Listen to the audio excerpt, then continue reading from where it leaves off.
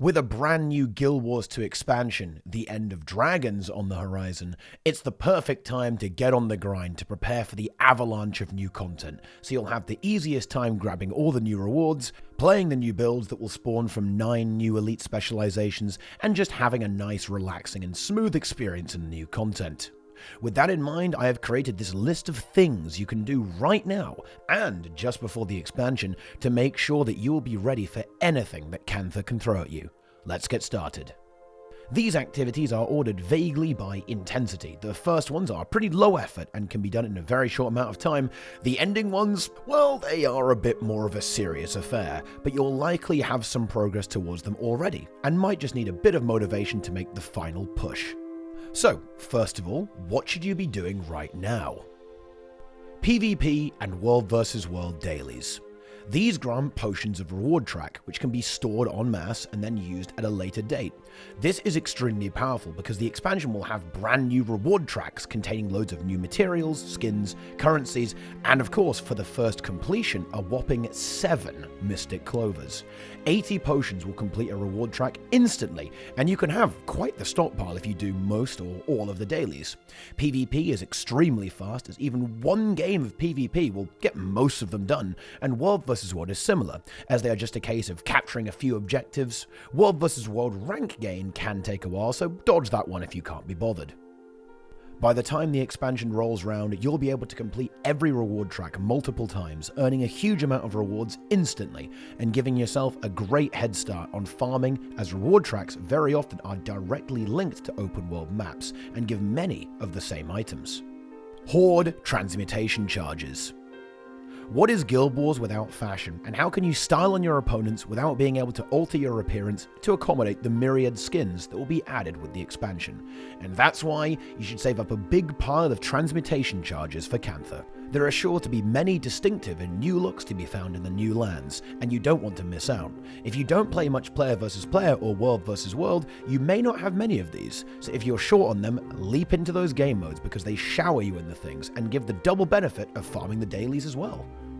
Unlock useful masteries. The expansion will bring new masteries to help tackle the world's challenges, but the old ones will still be active, and in particular, mounts and gliding are indispensable when it comes to getting about the place. Having your Griffin or Skyscale unlocked will make even the most inhospitable terrain a breeze to glide over, and will doubtless aid you in your first exploration of the End of Dragons. Sit down, grab a guide and a cup of tea, and get to work on unlocking them. Many masteries that aren't active everywhere probably won't come into play as much, if at all, so you can just focus on the joy of movement. Have an open world build ready. On the launch of the expansion, nobody is going to have a clue what the hell is going on.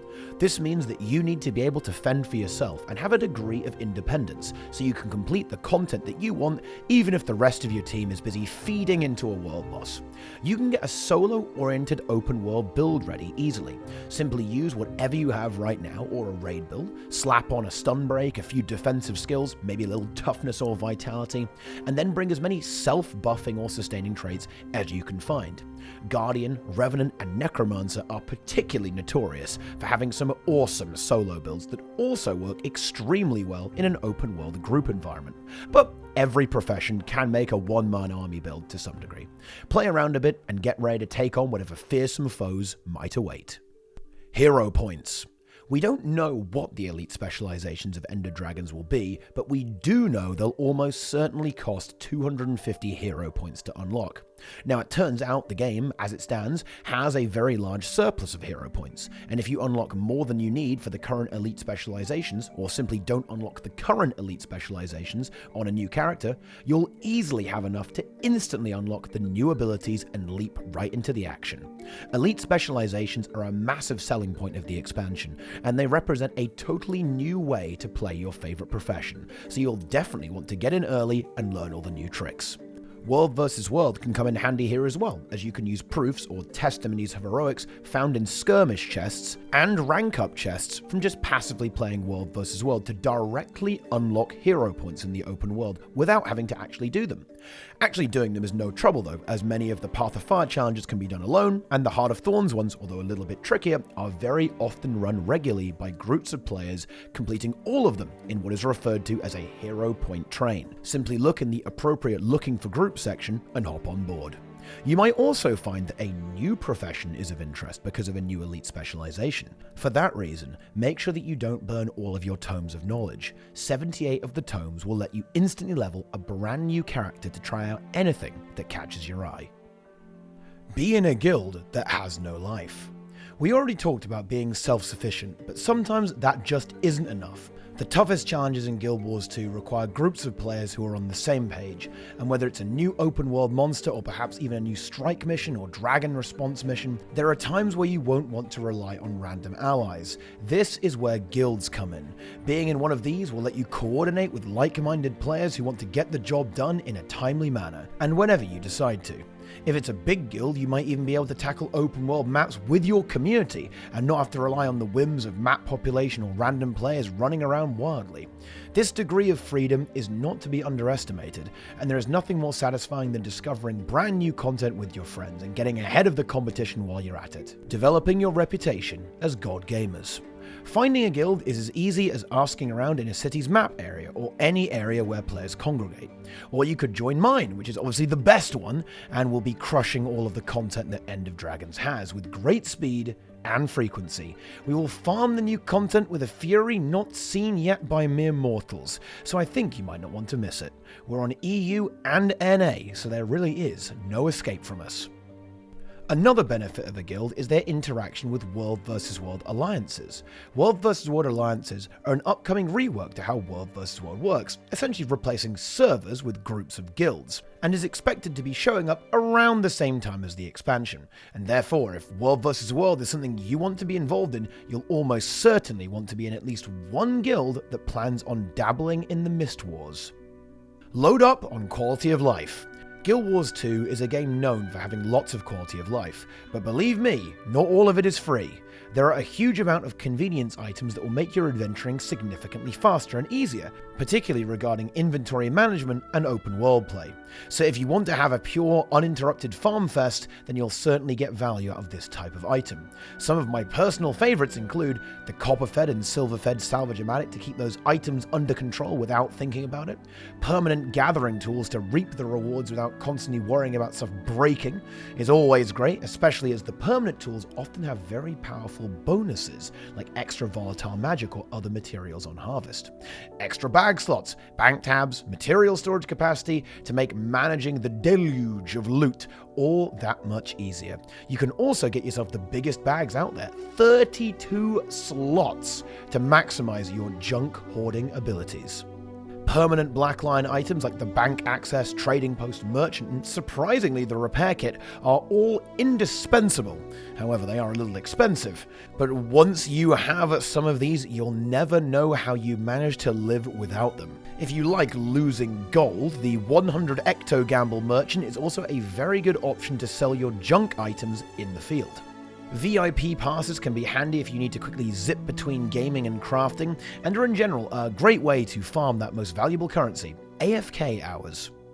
And of course, you'll want a place to put all of these convenient items that you've just obtained, and that's where account-wide inventory slots come in, which are an awesome utility for sharing items that you use on multiple characters and need easy access to.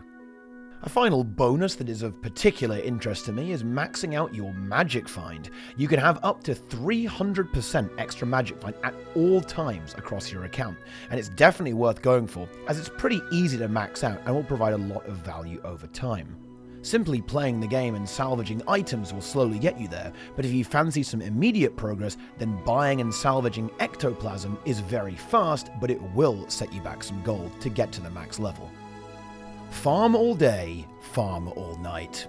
A lot of the later items on this list, including the previous one and definitely the next one on this list, require a lot of gold, as in a lot of gold. This burning need for currency is only going to intensify when the expansion launches, as it's very likely everyone will be scrambling for new skins, gear, convenience items, and maybe even a new type of cosmetic item in the gem store as well. Similar to how mounts and gliding were introduced in previous expansions, maybe player housing will be introduced to this one. Who knows? Whatever happens, you need gold to prepare for the expansion, and you'll need even more after it launches, so get to it. This farming frenzy also, and perhaps even more, applies to time-gated materials that let you avoid spending gold. Great example of these include mystic coins, spirit shards, ascended crafting materials, raid shards, fractal currencies, PvP ascended shards of glory, world versus world skirmish tickets, and so on. All of these rely on time to accumulate, and having them in advance will allow you to instantly get what you want instead of having to wait. This is because a lot of the items you can get with them will still be relevant after the expansion. Additionally, you can be pretty sure that lots of the materials in the game will end up being useful afterwards too, so hoarding tiered crafting materials, ectoplasm, and mystic coins is a very safe bet. As a bit of a wild card, get yourself a few spare gifts of battle from World vs. World. Alliances will probably revamp the reward structure a bit, but some things never change. You'll almost certainly need some of those gifts. Legendary items. Here's the big one, perhaps one of the most anticipated upcoming features coming rather soon. It is, of course, the Legendary Armory, the ultimate convenience. In just a few months after the creation of this video, legendary items will be granted the godlike utility of being usable on any of your characters simultaneously. This means that you will essentially never need another item of any type after you have a legendary one. This makes legendary items significantly better to have than Ascended, and a lot of players will be going for them when the Armory comes out. So have a giant brain and go for them now. This is perhaps the most brutal long-term goal, costing tens of thousands of gold, so this may not be the highest priority for you, but once you have the rest of your account in order, the call of the purple in every hole is inevitable. The fastest way to get a set of legendary armory is through raids, but you can be making PvP, World vs. World, and raid legendary armor at the same time, so you can mix it up a bit. Raid legendary armor has a few achievements attached to it and requires clearing wings 1 through 4, which isn't too bad. PvP and World vs. World are a bit simpler. They're just play the game for a long time, get the armor. Legendary trinkets have a decent bit of achievement grind to them, but the only really spicy ones are Aurora and Vision, and the backpacks, which all have long collections to do, so it may be worth getting these done quickly as they have some fairly juicy grinds in. Legendary weapons are much more straightforward and are just a gold sink really. You can craft them very quickly over the span of around an hour if you really want to. Runes and sigils are the same. For the true legendary experience, you'll need 3 armor sets, 1 for each weight, a full set of weapons, maybe with duplicates for which weapons you can dual wield, a full set of trinkets, 7 runes, 1 for the Aqua Breather of course, and 4 sigils. 8 if you care about underwater weapon sigils. After that, you can finally quit the game. With those trivial tasks out the way, let's talk about what we can do right before the expansion. When it's the week before End of Dragons, you won't exactly have time to get much done before you're totally absorbed by the new content. The good news is, there are a few things you can do in the short term. Prepare your characters.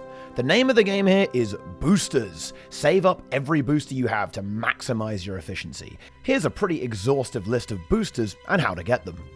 First up is the God tier birthday booster, obtained from having a character celebrate their birthday. Don't waste these because unless you have loads of characters, it'll take a while to replace them. Celebration boosters give the same bonus for just 1 hour and can also be hoarded by logging in every day for the bag of celebration once a month. Blackline boosters are obtained from Blackline statuettes at a ratio of 1:1. They are quite strong, but they do require buying Blackline keys, which you may not want to do if you value your sanity, but if you have some lying around or you're doing key runs, they'll be handy for the expansion.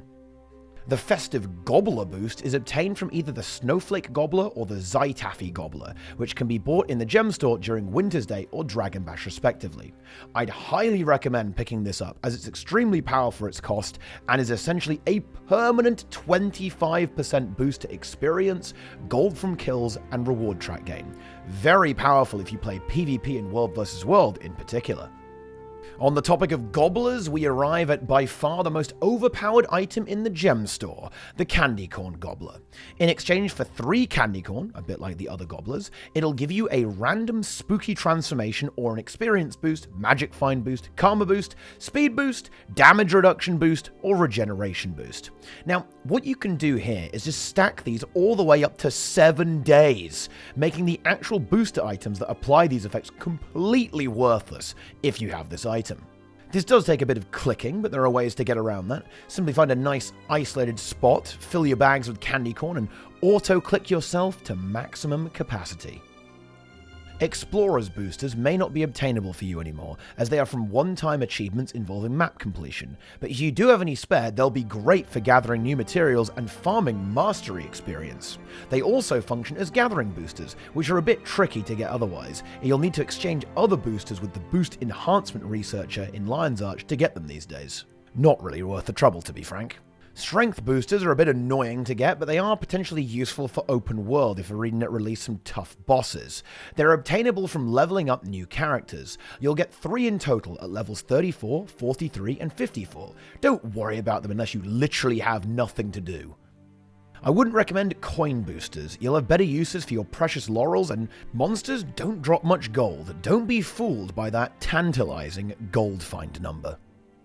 Be a little bit careful when you have any boosters that actually affect your combat performance, like damage, defense, or regeneration. Entering PvP or World vs. World will immediately remove them, no matter how much you stack them up. Ascended Amulets have an enrichment slot that can be fitted with a few bonuses. This is a big personal preference, but for getting into fresh open world expansion content, experience or magic find are the way to go.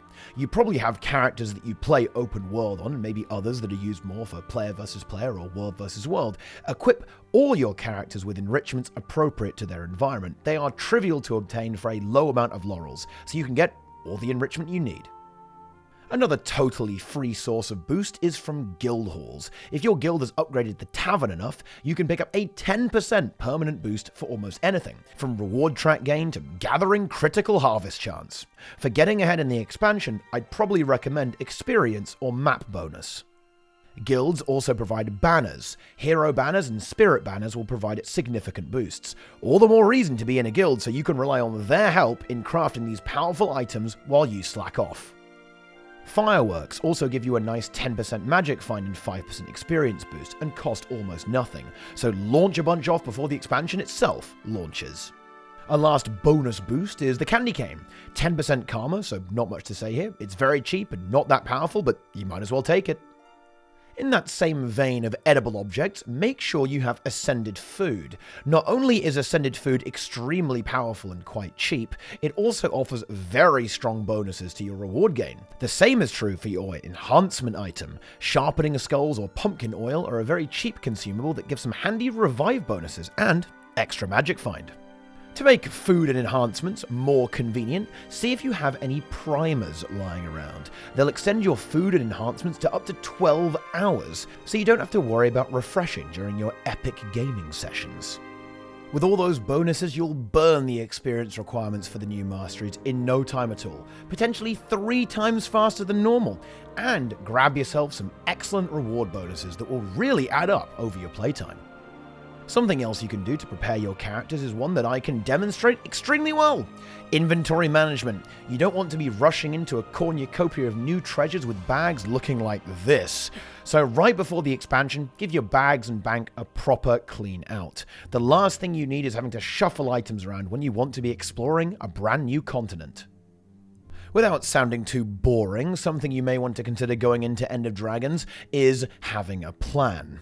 The expansion will release with a wide variety of activities, masteries, elite specializations, maps to explore, story to experience, and a huge amount of new rewards. You'll want to go in with a vague idea of what interests you the most. Do you want to try out all the new ways to play your favorite profession, hunt down some achievements, level up your masteries, or just experience as much of the new content as possible without any particular goal? Deliberately not having a plan is also a plan, sort of. Knowing your objectives and goals can lead to a more satisfying experience, particularly if you're into efficiency. You may also want to quickly take a look at a few things when the expansion releases too. Some content will almost certainly require completing the story to get into or require masteries, and you don't want to have your unwavering progress towards a certain goal halted by an unexpected blockage. And lastly, this one might sound a little bit unusual in this day and age, but you're going to want to try to have fun. I just gave you a lot of advice on how to min-max your End of Dragons experience. And with that in mind, I think it's very important to keep in mind what you really want to min-max: your own fun. It can be easy to lose sight of that when chasing after rewards, but at the end of the day, that's what video games are for. And if you do get too tunnel-visioned into a specific goal, then take a step back and make sure you don't burn out by obsessing too much. You're in it for the long game. Take your time and enjoy all the expansion has to offer. There will be a lot of rewarding activities, and a lot of the tips and buffs I listed here will work when doing pretty much anything in the game, and are very passive, meaning that no matter what you're doing, they'll help. So don't feel pressured to engage in one particular activity over all others. Unless you want to, of course, in which case, break out the monster energy and grind hard. Hopefully you're as excited for the expansion as I am. I'm already burning through this list and will be preparing many characters with copious amounts of boosts for the launch of Guild Wars 2 End of Dragons. I'll see you on the front line in the battle for Cantha. Thanks for watching. Stay tuned for more.